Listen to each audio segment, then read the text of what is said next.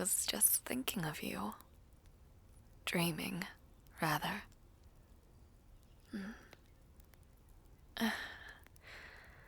I just woke up.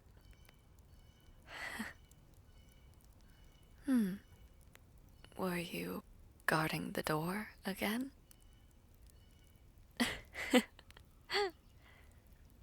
You're terrible at lying.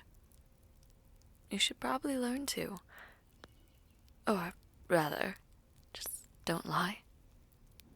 But also, you're shifted. Makes it a little obvious, doesn't it? No, no. No need to leave. Come here. It's all right.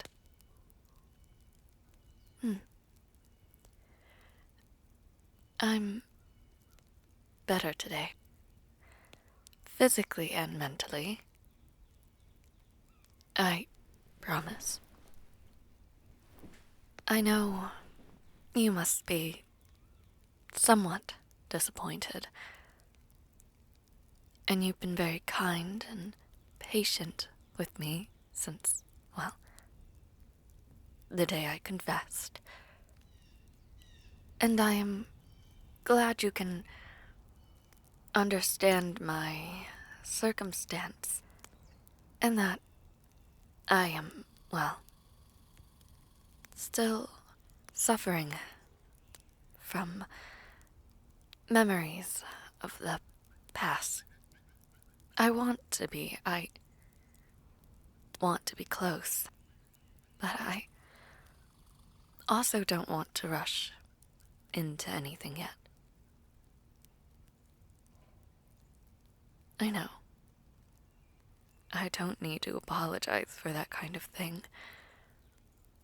And I think that in time, I'll feel more comfortable to opening up.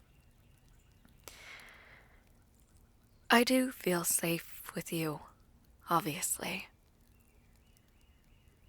Besides, this is new for both of us. And if you're happy with kisses every now and then and hugs, I'd be happy to. But please, do stay with me this morning. Yes, it is more than okay. I want you here. You can hear my heartbeat, can't you? It's a little faster, but that's only natural. I'm happy that you're here. I'm not scared. You're so warm and fluffy. I could lay my head down and fall back asleep. Maybe we should do this more often. Well, we've never been so close. Well, you've been shifted. You know, you're very beautiful up close. I feel like I could stare at you forever. It's just the first word that came to mind. Adept. I never got a good look at you before. Well, I only ever looked at you from afar. Whenever you shifted, you did so to stomp around the gardens before taking a nap in the trees. I never really dared to come close simply because you are, well, so angry. I'd rather you take out your anger on the stones and dirt than me. Of course, the anger was understandable, but equally frightening. Oh, I know you wouldn't hurt me now. Of course not.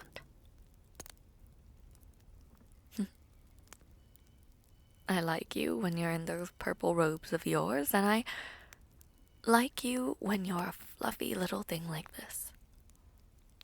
Even though you're taking up all of the bed. I like every version of you, Adept. Oh, hush. There is no good or bad version of you. You are you. And as I've told you for over a month now, what you do now is what matters. You're good at heart. I've always known that about you. Like you guarding my door. You needn't do such a thing as much as I appreciate it. You should go and sleep in your own bed. The ground surely can't be comfortable, right? I am practically healed now. I can defend myself, for the most part anyway.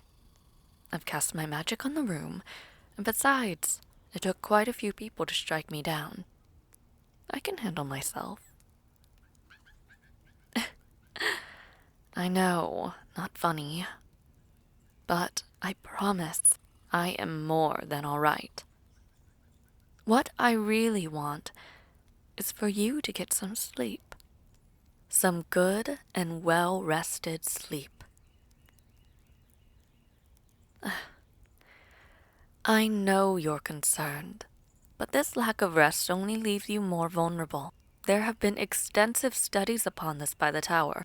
Lack of sleep equals lack of reaction time. Besides, the room you put me in connects to yours anyhow, doesn't it? You can get to me in a few seconds if need be. The guards are on heightened alert. The mages have been hard at work safeguarding the palace. I'm safe. So sleep, Adept. That will make me feel better. Okay? But again, it is very admirable that you are so dedicated to it. And indeed, you should be wary. We should all be. But too much, and we leave ourselves more open to danger than we'd think. Speaking of sleep and all, would you like to hear about my dream? It did sort of involve you. It was a strange one. A bit bizarre, as all dreams are. Though I suppose my memory of it is already starting to fade. Well, it seemed to be an entirely different world. It was hard to describe. Like the land was more gray and beige. Buildings soared into the sky, but unlike our keeps and castles, they were simple. It made me think of these books I read recently. Well, somewhat recently anyway, at Morai's library. Tales of Lord Avon. His explanation of Morena's expansion of the world. Time and space are infinite, and it is likely that with Morena's birth, this land may not be the only one. Anyway, it seemed like I was watching a play in this strange new reality. A play of a love story. Between us, but not quite. I was a songstress or an actress of some sort, and you seemed to be my admirer. A patron, perhaps. You watched me from afar and helped me sustain myself. But within my identity as a songstress, it seemed that I too was an entirely different person off the stage. It was odd. And our relationship was very different to what we have now. But it certainly looked like you. It felt like you, anyhow. You seem to be appearing in my dreams quite often nowadays. Though, if I may admit something, I've been having dreams of you for a very long time now. No, nothing too strange, Adept. Most often it seemed to be a projection of my feelings towards you. Wanting to be close, maintaining a friendship. A wanting, in general. Sometimes I feared the worst and I dreamt of losing you, that I failed you. But for the past few weeks, whenever I've dreamt of you, they've all been pleasant. Have you had dreams of me before? Then perhaps we're more similar than we thought. But I suppose that sort of thing is natural, isn't it? When you think about someone enough. talk to someone enough, they'll appear in your dreams. But I'm rather glad that some of those dreams have become a reality now. I had hoped, but never fathomed we'd become close as we are now. Though I do worry a little. Well, about us. I know that our relationship has shifted into something deeper. It sounds silly to ask, but you're sure you're okay with us? That you're okay with me? For a while I antagonized you, after all. It would be strange if I didn't feel guilty for all that. Yes, of course. These feelings are new and strange, but real. Love is vulnerable. It has always been viewed as a weakness by me. But I held out my heart for you to take that night. And now you can crush it at any time. I am at my very weakest now, and yet I feel so strongly for us. So yes, it is very true, and it is very real. Then I am glad that my words can instill such confidence in you. Now then, as much as I'd like to cuddle up with you in bed all day long, I believe we are quite busy after breakfast.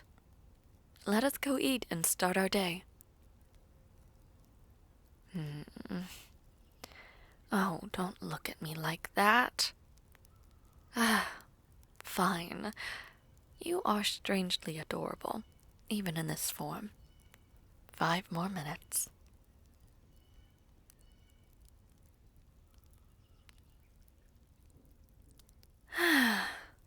The last appointment for the day.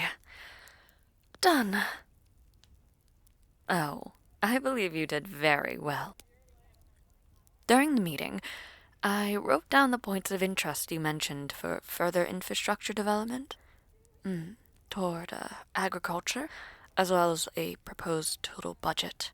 As you expect, a good majority will be funded toward transportation, improved water infrastructure, and land development.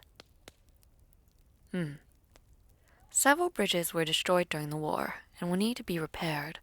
I foresee that it will be a topic that will be brought up during the council meeting. A bridge in the Halflands was destroyed during the very first stages of war, and one in the south that connects Atticus to Clarus was heavily damaged. Indeed, it's expected that the council will ask Clarus to fund the repair of those as reparations. But you're very right. More farmland distributed among farmers, more farmland productivity, better water holding facilities, cleaner water, healthier people, better roads and bridges for trade. As I have discussed with my brother Leo, the kingdoms will likely be buying off more produce and other various food products from Clarus, as a way to give your kingdom better chances economically. Penkos has had a particularly difficult year with food production, and will require extra resources when the time comes. Our food stores will last us another 2 years, but the winters have only been hitting harder. Of course, a good majority of our stock has gone to Clarus as aid, so this will be a particularly good opportunity for all of us. More food, the better you can feed the urban population. And this will all snowball into other industries, won't it? I love it when you're like this. So invested and hardworking. It's a good look on you. Are you done with that draft? May I take a look? It could be a little more eloquent, but you're direct with your first statements.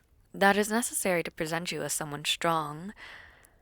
Yet it is very clear that you are understanding of your allies, yet not quite bending. It's good.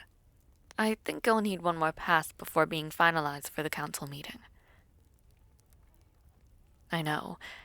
It's been months in the making. And you've done an incredible job in the lead up to all of this. I know it's been absolutely grueling, and you've had a very large learning curve to deal with. But you've done incredibly well. They will respect you. I promise. We've all gathered to plan the future of Morena together, not to ridicule you. Well, most will not ridicule you. There will always be people who view you in a bad light, those that do not know you, or that are blinded by their own biases. Yes, so you've caught on. My twin will also be there. Part of the delegation from Pencos. I did not want him to be there, but I figure it is a good test for you. I can rein him in if necessary, but as you know, not everyone will be amicable. Leaders will change, and so too will opinions. It is important to show Livius that you will hold your ground and that you are of a sound mind and of just moral convictions. That you have progressed far beyond the muddled mind you once had as a youth. Livius will be tough. He will be angry and bitter. He lost good people as a result of the war. And so did you. I know. The point of all of this is that we have all lost, that we cannot stay stuck in the past, and that we must learn from our mistakes. That is the point of learning history and why it was integral to your education. And really, more than anything, it was your insults toward his wife, Vienna. The danger your obsession put her in. And I must agree with him. I know you were bitter yourself, and when we get angry, we say awful things. Trust me. I know very well. And while she has forgiven you, bless her kind and tender heart, Livius will forever remember the callous words that came out of your mouth at the very beginning of the war. He will remember the supposed plans to abduct her. I know. You had very little hand in that. Your mother played into your obsession. She made promises to save her. They weren't real, just a threat to create more hate between us. But the notion to abduct her was there. It was spread among your countrymen. Livius believes that you could have killed her. Well, during the first year of the war, the first year of their marriage, he spent most of it ensuring that Vienna wouldn't die. By her bedside, by lab tables in the tower, covered in the blood she'd cough up for days and nights on end. I had never seen him so desperate before. She had only become stable right before he had to leave for the battlefront. So obviously, hearing such an absurd statement from your mother only made him more enraged. So, Livius believes that you would have killed her just to hold her once. But knowing you as you are now, I doubt that very heavily. You too know the desperation one might have to keep a loved one alive. It is undoubtedly a sour part of your past, and you have repented, and Vienna forgives you. She knows what you meant by your intentions. She knows you weren't in your right mind. So do not bury yourself in blame. Even if you can't help yourself, know that nothing good comes from wallowing in it. You've gotten Vienna's forgiveness. Why waste her forgiveness on self-hatred? There's nothing more to do than to move on. I know there will be a lot of stress that will come upon us soon, and there will always be highs and lows, won't there? This is an opportunity for you to demonstrate your abilities, your propensity toward politics, toward peacemaking, toward bettering Claris. Speaking of such peace, I've recently received correspondence from Rowan, but he must have written it in the middle of the night. It was a bit of a mess to decipher. Or the poor pup just needs better handwriting. I'm just not quite sure which one it is. Regardless, everything has been set in place. Rufus is fully on board. According to Rowan, it seems that Falco was an absolute wreck ever since he failed the attempt on your life, casting out everyone from his chambers, lashing out at anyone, except for, well, you guessed it, Rufus. They are for better or for worse friends. Rufus doesn't want to see his demise, but as a true friend should do, he acknowledges that this has gone too far. Best case scenario, Rufus convinces Falco to stand down and to accept his punishment. Worst case, Falco tries to take everyone with him in a last stand. Somewhere in between, Rufus will have to subdue Falco himself to end it. So, what would you like to do? His people are weak, so if needed, we could combine our forces with the Canadas to force the Avis to back down. But it is preferable that we do not encroach upon his land too quickly or too aggressively. He's volatile, and we don't know what he'll do. He already tried to kill you once. I'm sure he'd poison the entirety of the clan if he felt it necessary, which we must avoid. Your people are already beyond fatigued by death and destruction. Any more, and if caused by your hand, well, it will not be easy to rule. Your approval has been positive. The small improvements made, as well as the quick actions you took during Southern Solstice, bolstered your likability for sure. Right. So, we'll give Rufus an additional 30 days to convince Falco to stand down. If he is unable to, well, he knows what he needs to do. Mobilize his army from within, and the Claris military will infiltrate as needed. Very well. I do hope this ends soon, and without too much conflict. That what remains of the Elder Council will finally be finished once and for all. Well, certainly. It is important that the main clans be represented. As much as the Avas have failed Claris, their people will still require representation. Neglecting them will gain no loyalty. But surely by now, their trust in, well, Falco Avas' family. And they will be looking for a fresh face to look to. Perhaps one with more merit this time around. But it is a lot to think about, and there is still time before the meeting with the Council of Estrella. Anyhow, I will take my leave now.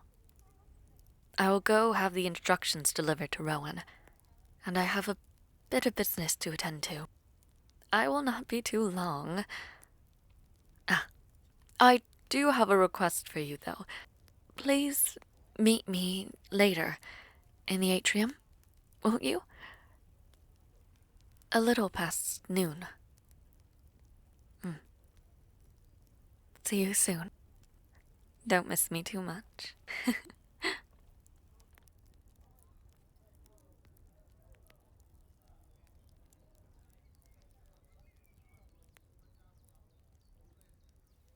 Adept! I'm glad I caught you here. I finished up my work a little earlier. Yes. All we can do now is wait for Rowan to reply. Anyway, could you close your eyes? Wait. Perhaps not. I nearly forgot. Just turn around, and I will lead you backwards.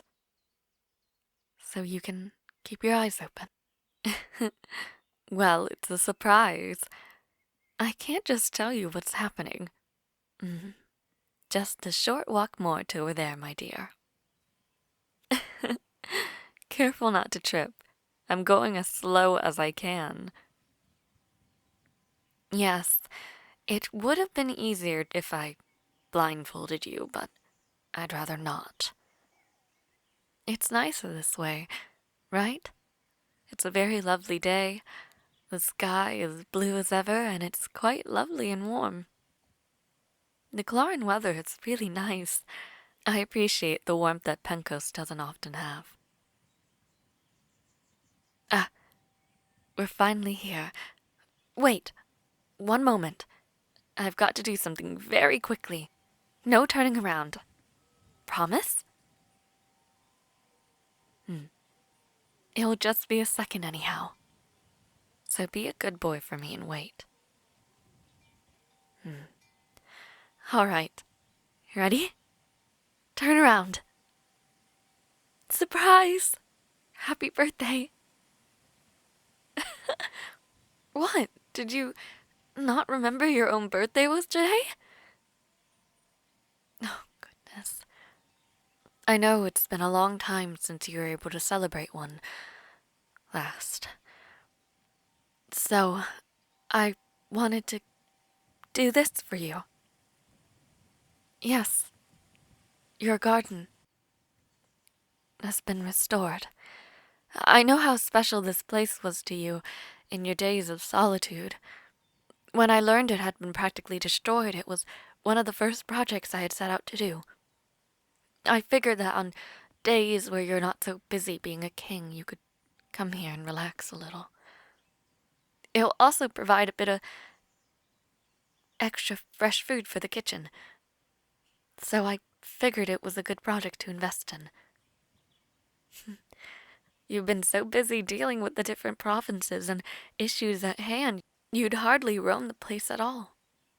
So it was perfect.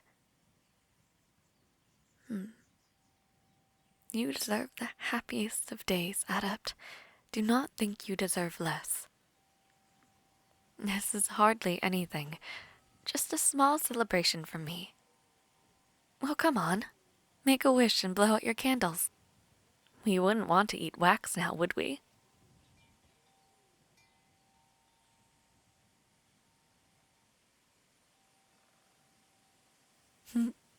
What did you wish for?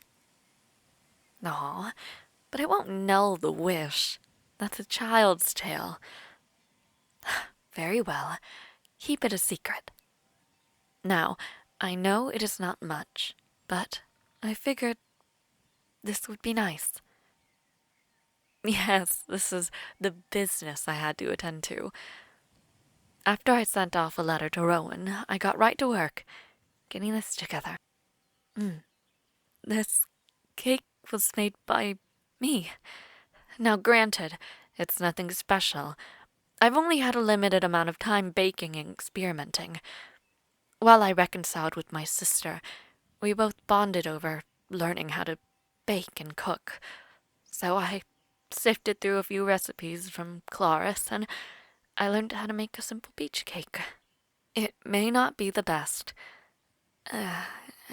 since I'm not exactly a baker. But it's better the fresher it is, and it should still be somewhat warm and bubbly. Well, of course, I used my magic. It's what I made you wait for. And a little whipped cream on top, and it's all set. I want to see you eat it first. Go ahead.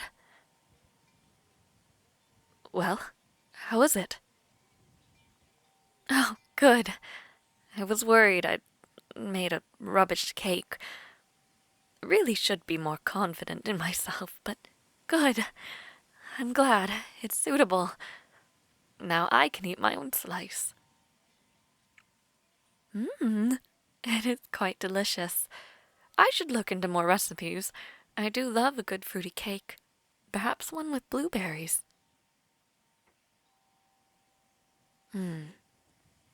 Now, we can just enjoy our afternoon here. Our schedules are cleared up till tomorrow.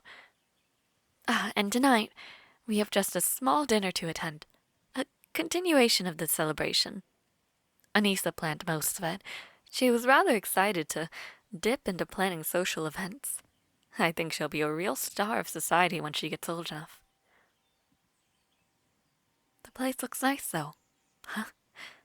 I tried to keep whatever I could intact, but obviously improved on some aspects here and there. Are you happy?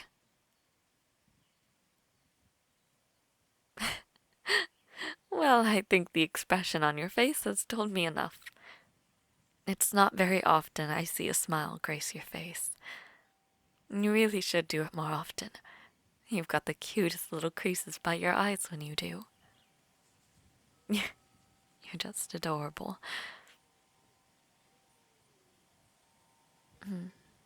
Adept, do you, want to lay down? Right here. I don't mind if you do. Really? Well, come on then.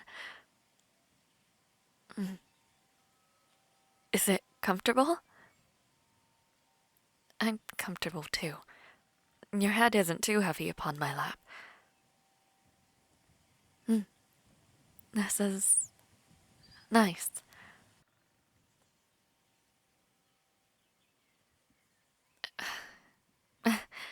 I know that the celebration isn't much.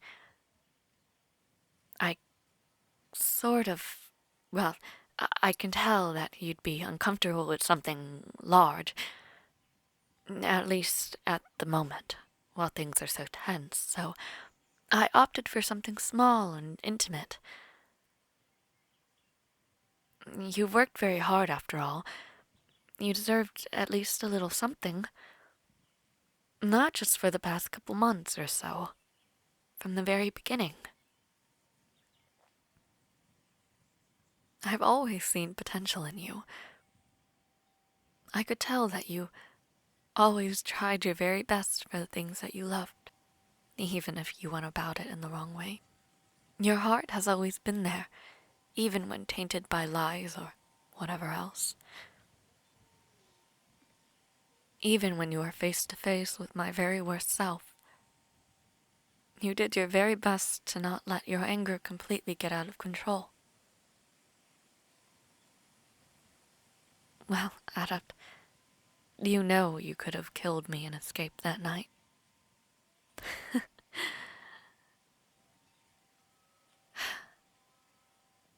Yes, I know.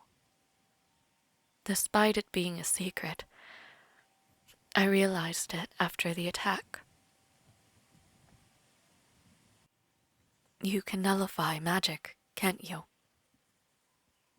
That's why my barrier was shattered. The collar, the threats from myself, they were all worthless. And yet you didn't hurt me. And I know that took a lot of self-control. I was absolutely awful. Embarrassing to think about it now. But look at us. Happy and faring so much better than we were before. I just wish we could have gotten here sooner. Hopefully, many of your larger troubles shall be gone soon. Then you can focus on your future. It is a bright one.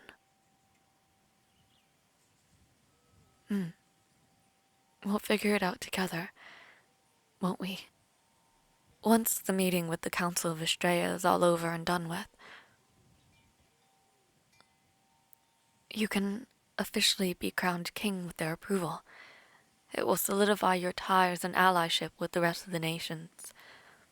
The power will fully return to your hands, and then you can do what you think is best. You will not be tied down any longer. And I think that you will be a most wonderful king. I promise I will do everything in my power to help you through it to the end. Adept, if you made 1,000 wishes, I would grant them all. Speaking of, I know you already made a wish, but since that one is a secret, are there any other wishes I could grant for you? Oh, is that all? Well, that's easy enough. I did say every now and then, didn't I? You're being very unexpectedly bashful, aren't you? Hmm.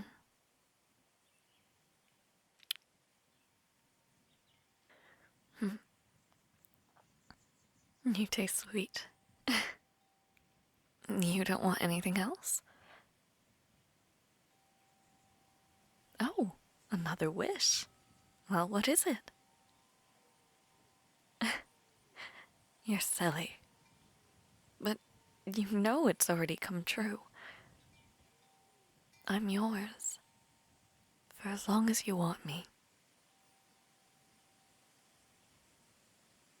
Anything else? Last chance. Another kiss. Well, I don't mind spoiling you with a few more. It is your special day after all. Happy birthday, Adam.